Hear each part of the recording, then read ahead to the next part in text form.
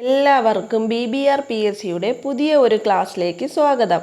ഇന്ന് നമ്മൾ ഡിസ്കസ് ചെയ്യുന്നത് അടുത്ത ഘട്ടം 10th പ്രിലിംസിന് അത്യാവശ്യം അറിഞ്ഞിരിക്കേണ്ട കുറേ ഭാഗങ്ങളാണ്. നമ്മുടെ SCERT ടെക്സ്റ്റ് ബുക്കിലെ 10ാം class social science first part ഫസ്റ്റിലെ കുറേ അത്യാവശ്യം അറിഞ്ഞിരിക്കേണ്ട ഭാഗങ്ങളാണ്. നോക്കാം. ആദ്യം ഒരു കോട്ടാണ്. പൊതുഭരണം എന്നാൽ ഗവൺമെൻറ് ഭരണത്തെ സംബന്ധിക്കുന്നതാണ് എന്ന് പറഞ്ഞത് ആരാണ്? എൻ ഗ്ലാഡൻ. എന്താണ്? പൊതുഭരണം എന്നാൽ ഗവൺമെൻറ് ഭരണത്തെ സംബന്ധിക്കുന്നതാണ് എന്ന് പറഞ്ഞതാരാണ്? എൻ ഗ്ലാഡൻ. നിങ്ങൾ എന്തെങ്കിലും നടപ്പാക്കുന്നതിന് മുമ്പ് നിങ്ങൾ കണ്ട പാവപ്പെട്ടവനും നിസ്സഹായനുമായ ഒരുവൻ്റെ മുഖം ഓർക്കുക. ഞാനിപ്പോൾ ചെയ്യാൻ പോകുന്നത് ആ പാവപ്പെട്ടവന് എങ്ങനെ സഹായമാകുമെന്ന് സ്വയം ചിന്തിക്കുക. ഇങ്ങനെ പറഞ്ഞതാരാണ്? മഹാത്മാഗാന്ധി. അടുത്തതായി APJ അബ്ദുൽ കലാം ഗവേണൻസിനെ കുറിച്ച് പറഞ്ഞത് നോക്കാം. സുതാര്യവും ചുറുചുറുക്കുമുള്ള ഗവൺമെൻറ് പദ്ധതി. എല്ലാവരിലും സുരക്ഷിതമായും വേഗത്തിലും ഡിപ്പാർട്ട്മെൻറ്റ് തലത്തിലുമുള്ള തടസ്സങ്ങളില്ലാതെയും എത്തുന്ന വിവരങ്ങൾ എല്ലാ പൗരന്മാർക്കും യാതൊരു പക്ഷാഭേദവുമില്ലാതെ വ്യക്തമായ സേവനം ലഭ്യമാകുന്ന പദ്ധതി. എന്താണ്? ഗവേണൻസ്. ഇതിങ്ങനെ പറഞ്ഞതാരാണ്? APJ അബ്ദുൽ കലാം. നോക്കാം. സുതാര്യവും ചുറുചുറുക്കുമുള്ള ഗവൺമെൻറ് പദ്ധതി. എല്ലാവരിലും സുരക്ഷിതമായും വേഗത്തിലും ഡിപ്പാർട്ട്മെൻറ്റ് തലത്തിലുമുള്ള തടസ്സങ്ങളില്ലാതെയും എത്തുന്ന വിവരങ്ങൾ എല്ലാ പൗരന്മാർക്ക് യാതൊരു പക്ഷാഭേദവുമില്ലാതെ വ്യക്തമായ സേവനം ലഭ്യമാകുന്ന പദ്ധതി. ഇങ്ങനെ പറഞ്ഞതാരാണ്? APJ അബ്ദുൽ കലാം. ഇനി അടുത്തത് അക്ഷയ കേന്ദ്രത്തെക്കുറിച്ച് നോക്കാം. ഗവേണൻസിലൂടെ ഗവൺമെൻറ് നൽകുന്ന സേവനങ്ങൾ ജനങ്ങൾക്ക് പ്രയോജനപ്പെടുത്തുന്നതിനായി രൂപം നൽകിയിട്ടുള്ള സംരംഭമാണ് അക്ഷയ കേന്ദ്രം. ജനങ്ങളെ സാക്ഷരരാക്കുക എന്നതും അക്ഷയ കേന്ദ്രത്തിൻ്റെ ലക്ഷ്യമാണ്. ഇൻ്റർനെറ്റ്, ഇലക്ട്രോണിക് സാങ്കേതിക വിദ്യയുടെ പ്രാഥമിക അറിവാണ് സാക്ഷരത. ഇനി അടുത്തതായി വിവരാവകാശ കമ്മീഷനെ കുറിച്ചാണ്. എന്തൊക്കെ വിവരങ്ങളാണ് ലഭ്യമാകുന്നത് എന്ന് നോക്കാം. ഗവൺമെൻറ് ഓഫീസുമായി ബന്ധപ്പെട്ട ഫയലുകൾ, രേഖകൾ, പ്രമാണങ്ങൾ, സർക്കുലർ, മെമ്മോകൾ, ഉപദേശങ്ങൾ, ഉത്തരവുകൾ, കരാറുകൾ, സ്ഥിതിവിവര കണക്കുകൾ, റിപ്പോർട്ടുകൾ, ലോഗ് ബുക്ക്, പത്രക്കുറിപ്പ്, സാമ്പിളുകൾ, മാതൃകകൾ, ഇലക്ട്രോണിക്സ് രൂപത്തിൽ കൈവശം വച്ചിരിക്കുന്ന വിവരങ്ങൾ, ഇമെയിൽ, പൊതു അധികാരികൾക്ക് ലഭ്യമാകുന്ന സ്വകാര്യ സ്ഥാപനത്തെ സംബന്ധിച്ച വിവരങ്ങൾ തുടങ്ങിയവ പൊതുവിവരത്തിൽ പെടും. വിവരങ്ങൾ അറിയാനുള്ള അവകാശം എന്നത് സർക്കാർ സ്ഥാപനങ്ങൾ, സർക്കാർ ധനസഹായം നൽകുന്ന സ്ഥാപനങ്ങൾ എന്നിവയുടെ നിയന്ത്രണത്തിലുള്ള വിവരങ്ങൾ പരിശോധിക്കുന്നതിനും പകർപ്പ് ആവശ്യപ്പെടുന്നതിനുമാണ്. അപ്പം ഒന്നും കൂടി നോക്കാം. എന്തൊക്കെ വിവരങ്ങൾ നൽകാം? ഗവൺമെൻറ് ഓഫീസുമായി ബന്ധപ്പെട്ട ഫയലുകൾ, രേഖകൾ, പ്രമാണങ്ങൾ, സർക്കുലർ, മെമ്മോകൾ, ഉപദേശങ്ങൾ, ഉത്തരവുകൾ, കരാറുകൾ, സ്ഥിതിവിവര കണക്കുകൾ, റിപ്പോർട്ടുകൾ, ലോഗ് ബുക്ക്, പത്രക്കുറിപ്പ്, സാമ്പിളുകൾ, മാതൃകകൾ, ഇലക്ട്രോണിക് രൂപത്തിൽ കൈവശം വച്ചിരിക്കുന്ന വിവരങ്ങൾ, ഇമെയിൽ, പൊതു അധികാരികൾക്ക് ലഭ്യമാവുന്ന സ്വകാര്യ സ്ഥാപനത്തെ സംബന്ധിച്ച വിവരങ്ങൾ തുടങ്ങിയവ പൊതുവിവരത്തിൽ പെടും. വിവരങ്ങൾ അറിയുവാനുള്ള അവകാശം എന്നത് സർക്കാർ സ്ഥാപനങ്ങൾ, സർക്കാർ ധനസഹായം നൽകുന്ന സ്ഥാപനങ്ങൾ എന്നിവയുടെ നിയന്ത്രണത്തിലുള്ള വിവരങ്ങൾ പരിശോധിക്കുന്നതിനും പകർപ്പ് ആവശ്യപ്പെടുന്നതിനുമാണ്. എന്നാൽ രാജ്യസുരക്ഷയും അഖണ്ഡതയും ബാധിക്കുന്ന വിവരങ്ങൾ, ഏതൊക്കെ വിവരങ്ങൾ നൽകണ്ട? രാജ്യസുരക്ഷയെയും അഖണ്ഡതയെയും ബാധിക്കുന്ന വിവരങ്ങൾ, കോടതി പരിഗണനയിലുള്ളവ, വ്യക്തിയുടെ ജീവനും സുരക്ഷയ്ക്കും ഭീഷണിയാകുന്നവ തുടങ്ങിയ വിവരങ്ങൾ വെളിപ്പെടുത്തേണ്ടതില്ല. ഇനി അടുത്ത നോക്കാം. ഭൂനികുതി വ്യവസ്ഥകളാണ് നടപ്പിലാക്കിയ പ്രധാന പ്രദേശങ്ങളും.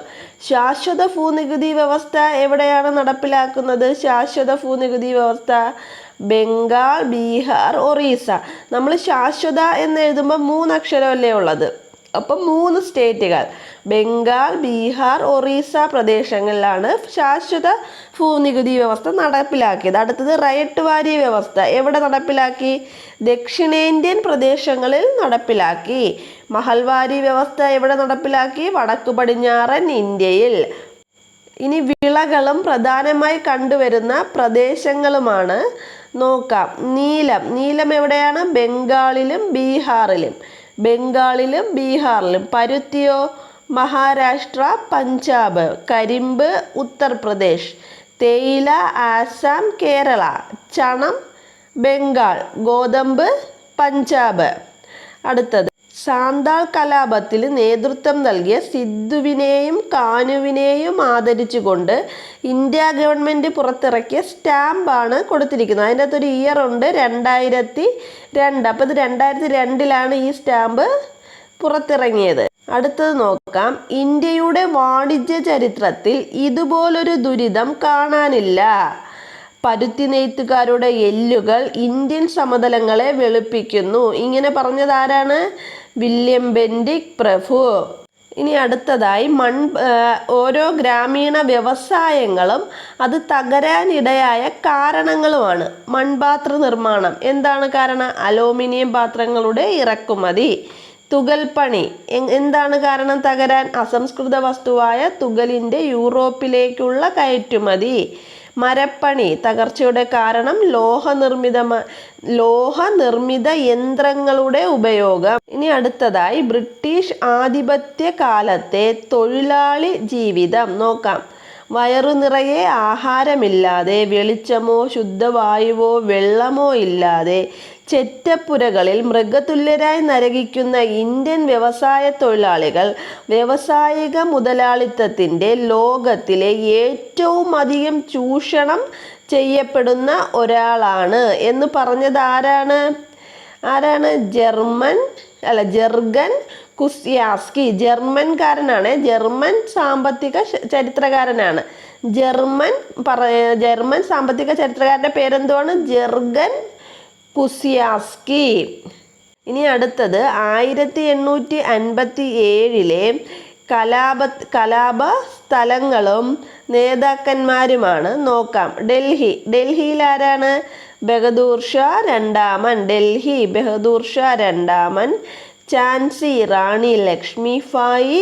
ലക്നൗ ബീഗം ഹസ്രത്ത് മഹൽ. കാൺപൂർ നാനാ സാഹിബ് താന്തിയ തോപ്പി. ഫൈസാബാദ് മൗലവി അഹമ്മദുള്ള. ഈ ടേബിളൊക്കെ വളരെ ഇമ്പോർട്ടൻ്റ് ആണ്. ഇത് നോക്കാം. ദേശീയ പ്രസ്ഥാനത്തിൻ്റെ നേഴ്സറി. ഇന്ത്യൻ ദേശീയ പ്രസ്ഥാനത്തിൻ്റെ ആദ്യകാല നേതാക്കളിൽ ഭൂരിഭാഗം പേരും ബംഗാളികളായിരുന്നു. അതിനാൽ ബംഗാളിനെ ഇന്ത്യൻ ദേശീയ പ്രസ്ഥാനത്തിൻ്റെ നേഴ്സറി എന്ന് വിശേഷിപ്പിച്ചിരുന്നു. അപ്പോൾ ഇന്ത്യൻ ദേശീയ പ്രസ്ഥാനത്തിൻ്റെ നേഴ്സറി ഏതാണ്? ബംഗാൾ.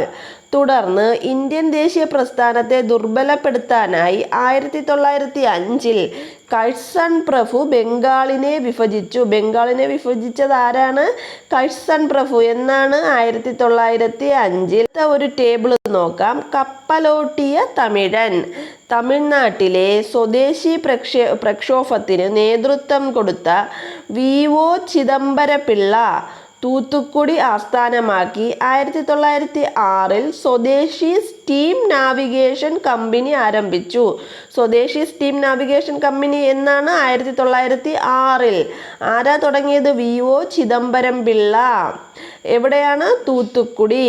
അദ്ദേഹത്തെ കപ്പലോട്ടിയ തമിഴൻ എന്ന് വിളിക്കുന്നു. പ്രാദേശിക കച്ചവടക്കാരിൽ നിന്ന് പിരിച്ചെടുത്ത 6 ലക്ഷം രൂപ മുതൽ മുടക്കിയാണ് അദ്ദേഹം തുടങ്ങുന്നത്? സ്വദേശി സ്റ്റീം നാവിഗേഷൻ തുടങ്ങുന്നത്. സ്വദേശി സ്റ്റീം നാവിഗേഷൻ കമ്പനി. അടുത്തത് വളരെ ഇമ്പോർട്ടൻ്റ് ആയിട്ടുള്ള ഒരു ചാർട്ടാണ് നോക്കാം. ഏഷ്യാറ്റിക് സൊസൈറ്റി ഓഫ് ബംഗാൾ സ്ഥാപിച്ചത് ആരാണ്? William Jones. Calcutta Madrasa Warren Hastings. Banaras Sanskrit college ആരാണ്? Jonathan Duncan. അടുത്തത് സയന്റിഫിക് സൊസൈറ്റികളെ കുറിച്ചാണ്.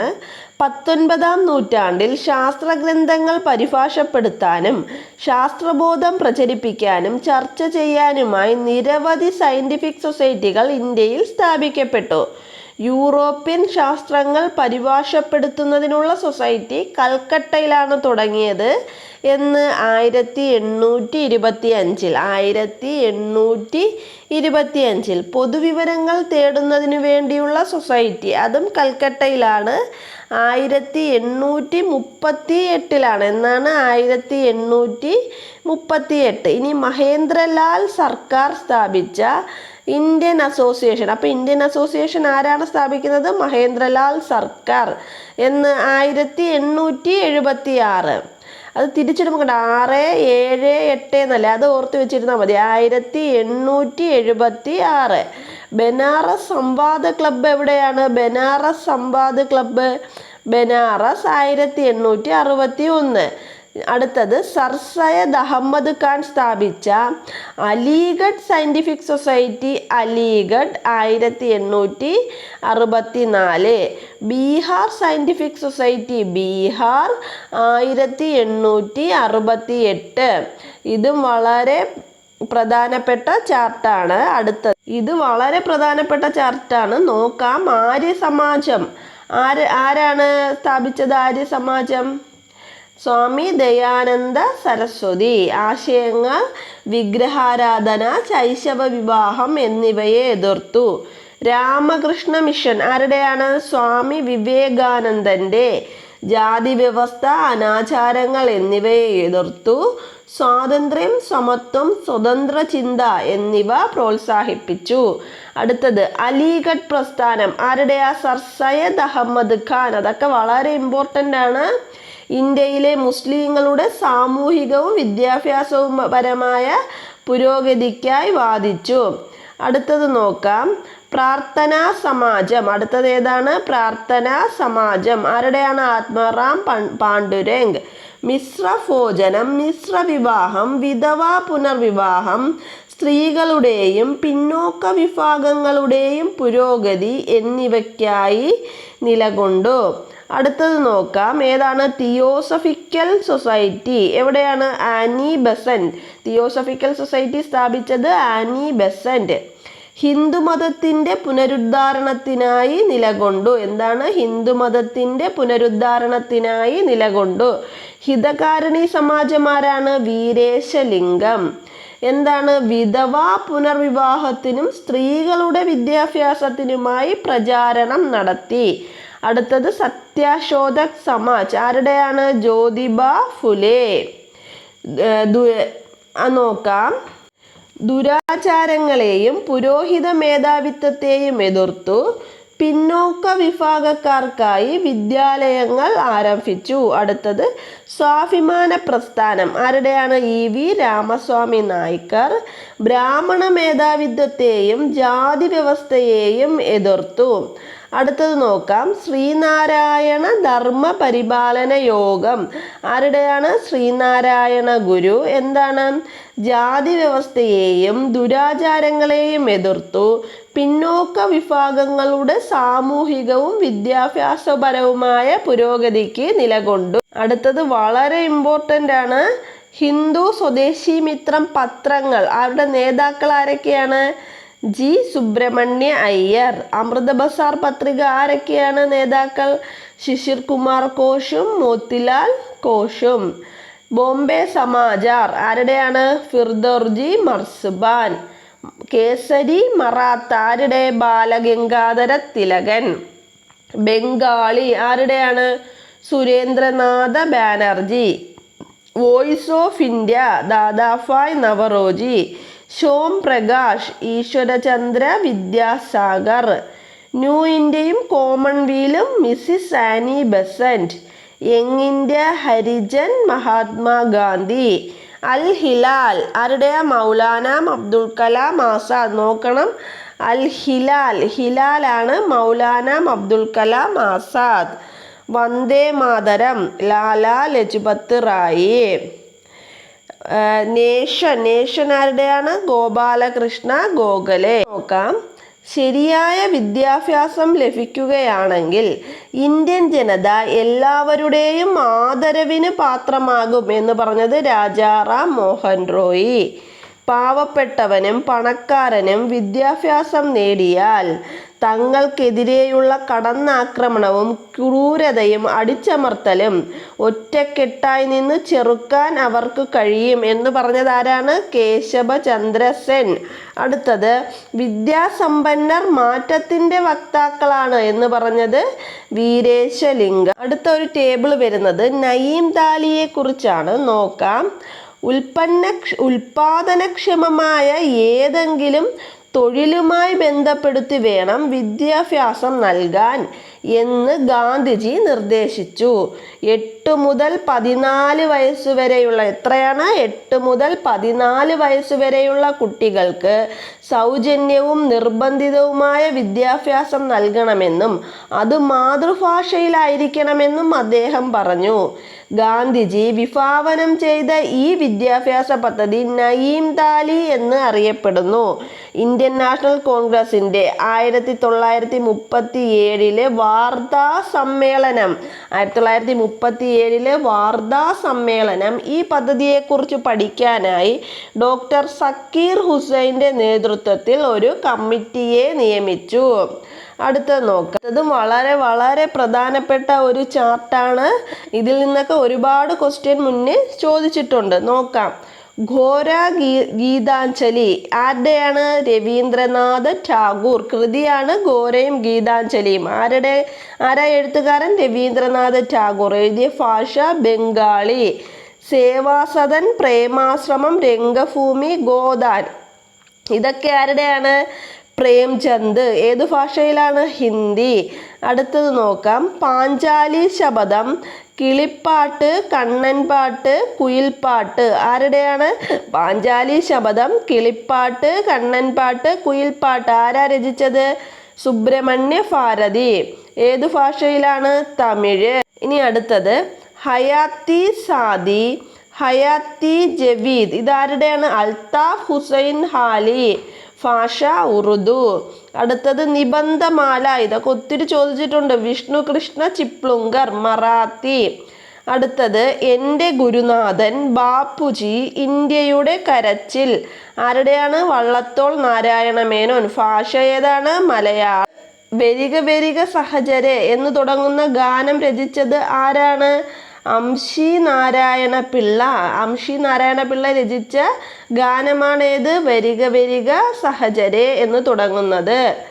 ഇനി അടുത്ത ടേബിൾ ഇങ്ങനെയാണ് കൊടുത്തിരിക്കുന്നത്. മേഡം ഖാമയും ത്രിവർണ പതാകയും. ഇന്ത്യൻ സ്വാതന്ത്ര്യ പ്രസ്ഥാനത്തിന് നേതൃത്വം നൽകിയ ധീര വനിതകളിൽ ഒരാളാണ് മേഡം ഭിക്കാജി ഗാമ.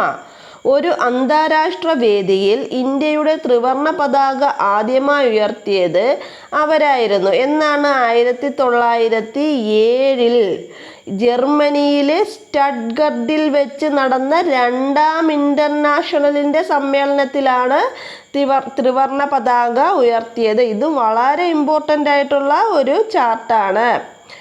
അടുത്തതായി നോക്കുന്നത് ഗാന്ധിജിയും ദക്ഷിണാഫ്രിക്കയും. നോക്കാം. ദാദാ അബ്ദുള്ള എന്ന ഗുജറാത്തിലെ വ്യാപാരിയുടെ കേസുകൾ വാദിക്കാനാണ് ഗാന്ധിജി ദക്ഷിണാഫ്രിക്കയിൽ എത്തിയത്.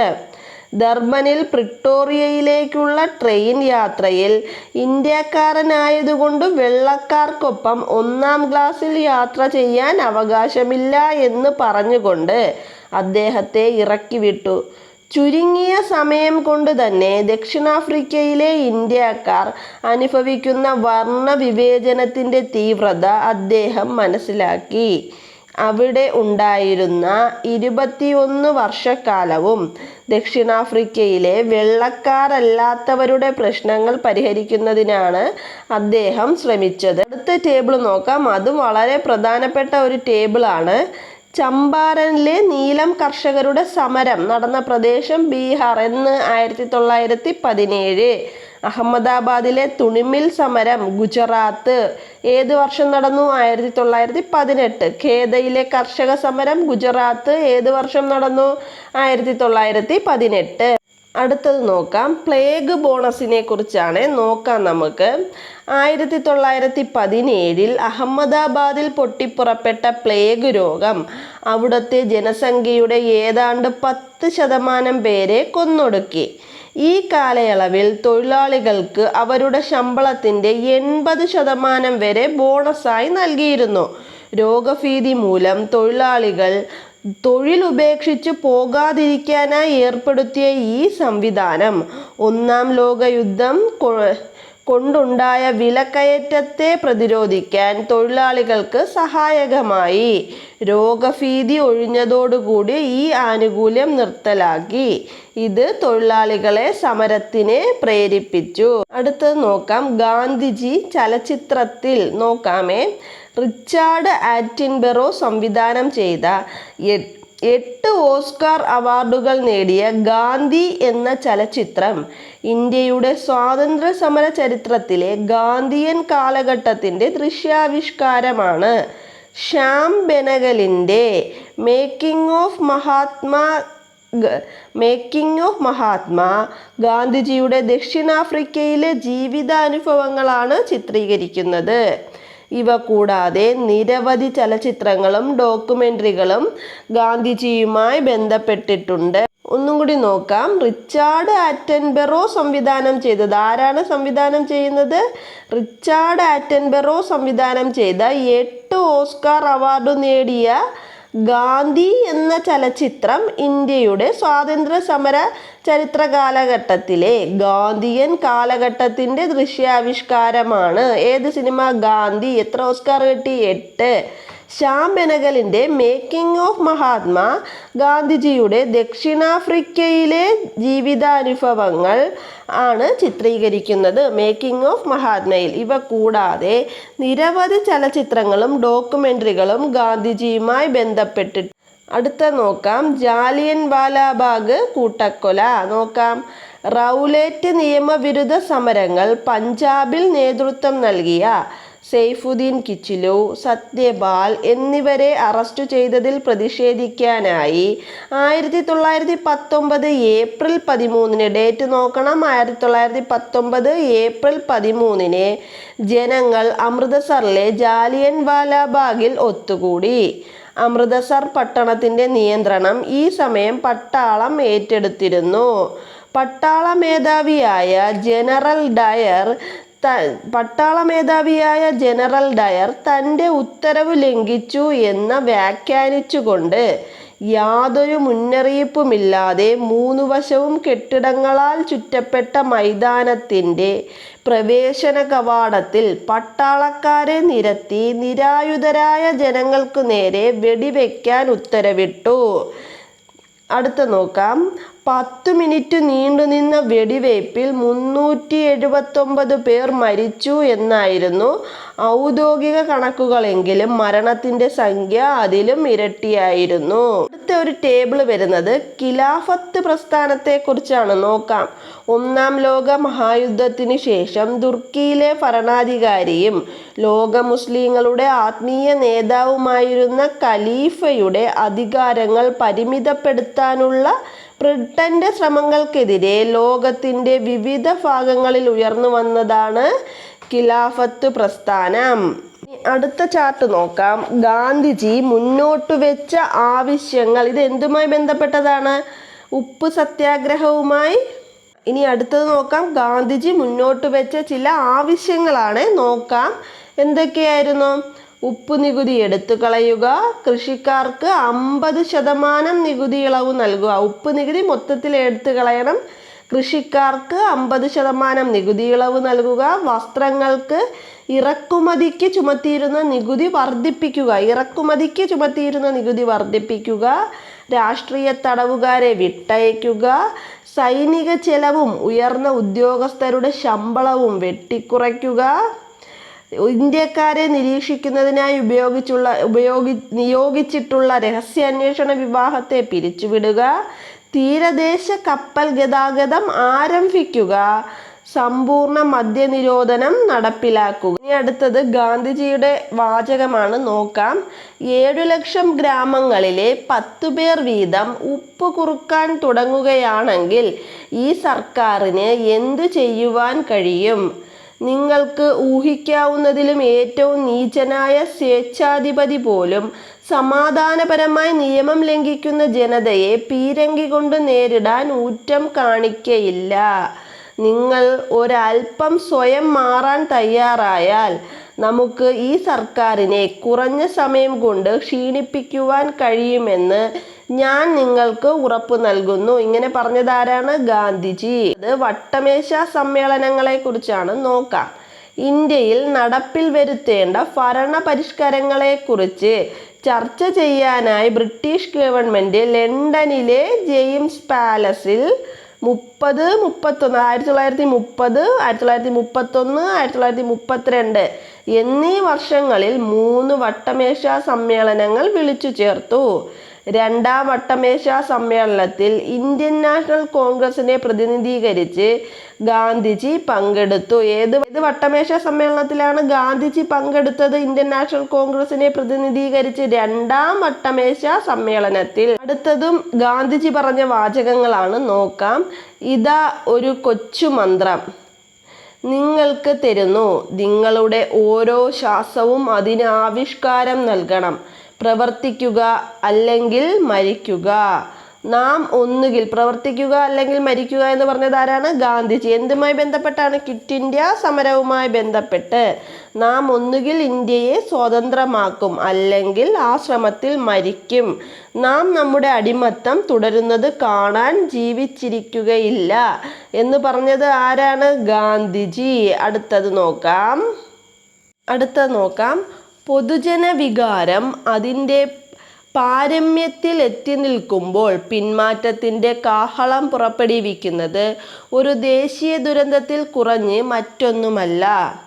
മഹാത്മയുടെ പ്രധാന കൂട്ടാളികളായ ദേശബന്ധു CR ദാസ്, ദേശബന്ധു ആരാണ്? CR ദാസ്, മോത്തിലാൽ നെഹ്റു, ലാലാ ലജ്പത് റായി, പിന്നെ ഞാനും ജയിലിൽ വെച്ച് പൊതുജനങ്ങളുടെ പ്രതിഷേധത്തോടൊപ്പം ചേർന്നു. മഹാത്മാഗാന്ധിജിയുടെ ഈ പിന്മാറ്റത്തിൽ ദുഃഖിതനും രോഷാകുലനുമായ ദേശബന്ധുവിനെയായിരുന്നു ഞാൻ ജയിലിൽ വെച്ച് കണ്ടത്. ഇങ്ങനെ പറഞ്ഞതാരാണ്? സുഭാഷ് ചന്ദ്രബോസ്. ഇത് എപ്പോൾ പറഞ്ഞ വാചകങ്ങളാണ്? സുഭാഷ് ചന്ദ്രബോസ് ചൗരി ചൗര സംഭവത്തെ തുടർന്ന് ഗാന്ധിജി നിസ്സഹകരണ സമരം പിൻവലിച്ചതിനെ തുടർന്ന് സുഭാഷ് ചന്ദ്രബോസ് അഭിപ്രായപ്പെട്ടതാണ് ഇങ്ങനെ. അടുത്തത് നോക്കാം. അഭിനവ് ഭാരത് സൊസൈറ്റി ആരാണ് സ്ഥാപിച്ചത്? VD സവർക്കർ. അനുശീലൻ സമിതി ബീരേന്ദ്ര കുമാർ ഘോഷ്, പുലിൻ ബിഹാരി ദാസ്. ഗദ്ദാർ പാർട്ടി ആരുടെയാണ്? ലാലാ ഹർദയാൽ.